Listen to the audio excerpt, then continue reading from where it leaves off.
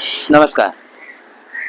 कहा जाता है कि व्यक्ति का सम्मान या उसके प्रति श्रद्धा उसके गुणों की वजह से होनी चाहिए, न कि उसके भौतिक आवरण से, कि उसने किस तरह के कपड़े पहने हैं या वो कितना सुंदर दिखाई देता है या वो कितने पैसे कमाता है। अगर उसके गुणों की वजह से आपके मन में श्रद्धा उपजती है तो ये एक बहुत ही अच्छी बात है।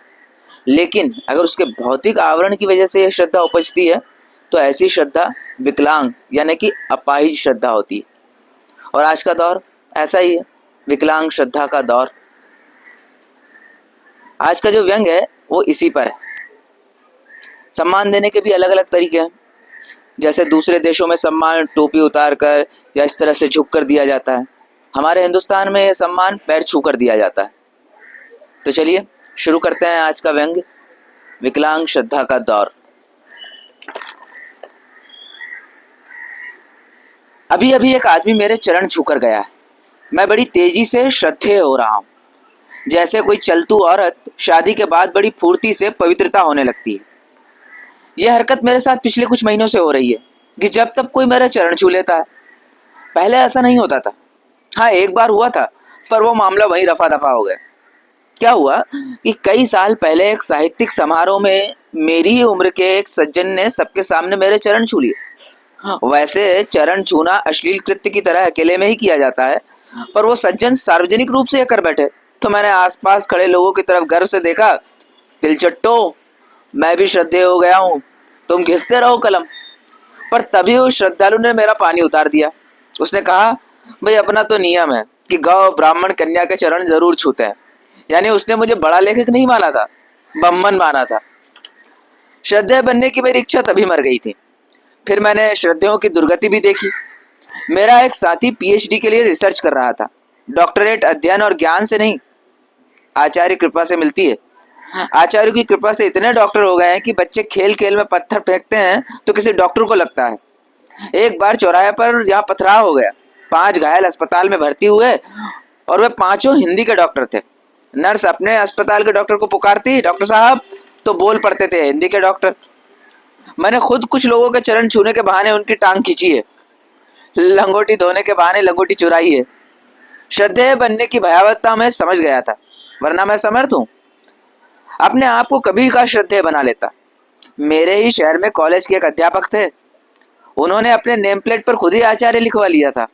मैं तभी समझ गया था कि इस फुहड़पन में महानता के लक्षण है। आचार्य बंबई वासी हुए और वहां उन्होंने अपने को भगवान रजनीश बना डाला। आजकल वो फुहड़ से शुरू करके मान्यता प्राप्त भगवान है। मैं भी अगर नेम प्लेट में नाम के आगे पंडित लिखवा लेता तो कभी का पंडित जी कहलाने लगता। सोचता हूँ लोग मेरे चरण अब क्यों छूने लगे, ये श्रद्धा एकाएक कैसे पैदा हो गई। पिछले महीनों में मैंने ऐसा क्या कर डाला? कोई खास लिखा नहीं है, कोई साधना नहीं की, समाज का कोई कल्याण भी नहीं किया, दाढ़ी नहीं बढ़ाई, भगवा भी नहीं पहना, बुजुर्ग भी अभी कोई नहीं आई। लोग कहते हैं ये वयोवृद्ध हैं और चरण छू लेते हैं। अच्छा, वे अगर कमीने हुए तो उनके कमीनेपन की उम्र भी 60-70 साल की होगी। लोग वयोवृद्ध कमीनेपन के भी चरण छू लेते हैं। मेरा कमीनापन अभी श्रद्धा के लायक नहीं हुआ। इस 1 साल में मेरी एक ही तपस्या है, टांग तोड़कर अस्पताल में पड़ा रहा हूँ। हड्डी जुड़ने के बाद भी दर्द के कारण टांग फुर्ती से समेट नहीं सकता। लोग मेरी इसी मजबूरी का नाजायज फायदा उठाकर झट से मेरे चरण छू लेते हैं। फिर आराम के लिए मैं तख्त पर लेटा ही ज्यादा मिलता हूँ।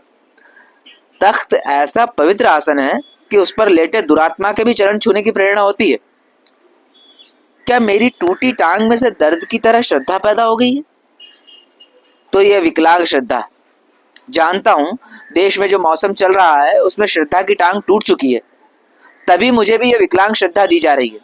लोग सोचते होंगे इसकी टांग टूट गई है, ये असमर्थ हो गया है, दयनीय है, आओ इसे हम श्रद्धा दे दें। हाँ, बीमारी में से श्रद्धा कभी कभी निकलती है।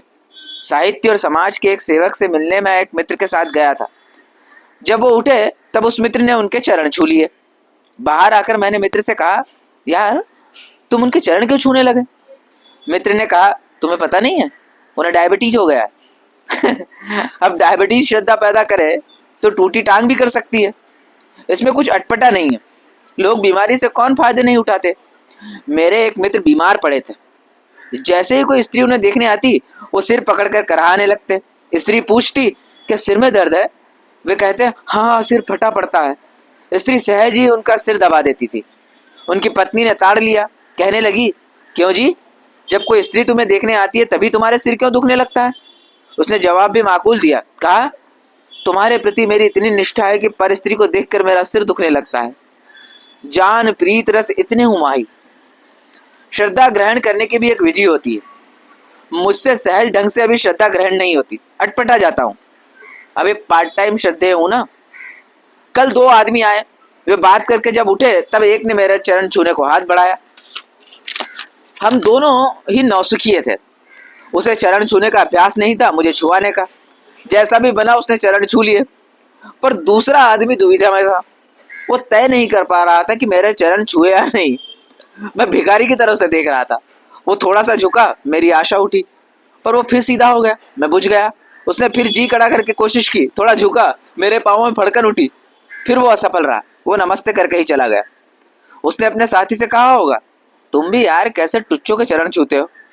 मेरे श्रद्धालु ने जवाब दिया होगा, काम निकालने को उल्लुओं से ऐसा ही किया जाता है।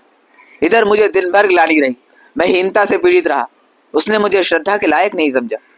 ग्लानि शाम को मिटी जब एक कवि ने मेरे चरण छुए। उस समय मेरे एक मित्र बैठे थे। चरण छूने के बाद उसने मित्र से कहा, मैंने साहित्य में जो कुछ सीखा है परसाई जी से। मुझे मालूम है वो कवि सम्मेलनों में हूट होता है। मेरी सीख का क्या यही नतीजा है? मुझे शर्म से अपने आप को जूता मार लेना था, पर मैं खुश था। उसने मेरे चरण जो छू लिए थे। अभी कच्चा हूँ, पीछे पड़ने वाले तो पवित्रता को भी छिनाल बना देते हैं। मेरे श्रद्धालु मुझे पक्का श्रद्धेय बनाने पर तुले हैं। पक्के सिद्ध श्रद्धेय मैंने देखे हैं। सिद्ध मकरध्वज होते हैं, उनकी बनावट ही अलग होती है। चेहरा आंखें खींचने वाली, पांव ऐसे कि बरबस आदमी झुक जाए, पूरे व्यक्तित्व पर श्रद्धेय लिखा होता है। मुझे ये बड़े बौड़म लगते हैं, पर ये पक्के श्रद्धेय होते हैं। ऐसे एक के पास मैं अपने मित्र के साथ गया था। मित्र ने उनके चरण छुए तो उन्होंने विकट ठंड में भी श्रद्धालुओं की सुविधा के लिए चादर से बाहर निकाल रखे थे। मैंने उनके चरण नहीं छुए, नमस्ते करके बैठ गया। अब एक चमत्कार हुआ। होना यह था कि उन्हें हीनता का बोध होता कि मैंने उन्हें श्रद्धा के योग नहीं समझा था। वह उल्टा, उन्होंने मुझे देखा और हीनता का बोध मुझे होने लगा। हाय, मैं इतना अधम हूं कि अपने को इनके पवित्र चरण को छूने के लायक नहीं समझता। सोचता हूं ऐसा बाध्य करने वाला रौब मुझ ओछे श्रद्धेय में कब आएगा। श्रद्धेय बन जाने की इस हल्की सी इच्छा के साथ ही मेरा डर बरकरार है। श्रद्धेय बनने का मतलब है नॉन पर्सन, अव्यक्ति हो जाना। श्रद्धेय वो होता है जो चीजों को हो जाने दे, किसी चीज का विरोध न करे। जबकि व्यक्ति की चरित्र की पहचान ही है कि वो किन चीजों का विरोध करता है। मुझे लगता है लोग मुझसे कह रहे हैं कि तुम अब कोने में बैठो, तुम दयनीय हो, तुम्हारे लिए सब कुछ हो जाया करेगा, तुम कारण नहीं बनोगे, मक्खी भी हम उड़ाएंगे। और फिर श्रद्धा का यह कोई दौर है देश में? जैसा वातावरण है उसमें किसी को भी श्रद्धा रखने से संकोच होना चाहिए। श्रद्धा पुराने अखबार की तरह रद्दी में बिक रही है। विश्वास की फसल को तुषार मार गया। इतिहास में शायद कभी किसी जाति को इस तरह श्रद्धा और विश्वास से ही नहीं होना होगा। जिस नेतृत्व पर श्रद्धा थी उसे नंगा किया जा रहा है। जो नया नेतृत्व आया है वो उतावली में अपने कपड़े खुद उतार रहा है। कुछ नेता तो अंडरवियर में ही हैं। कानून से विश्वास गया, अदालत से विश्वास छीन लिया गया। बुद्धिजीवियों की नस्ल पर ही शंका की जा रही है। डॉक्टरों को बीमारी पैदा करने वाला सिद्ध किया जा रहा है। कहीं कोई श्रद्धा नहीं, विश्वास नहीं।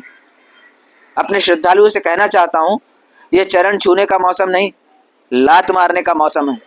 मारो एक लात और क्रांतिकारी बन जाओ।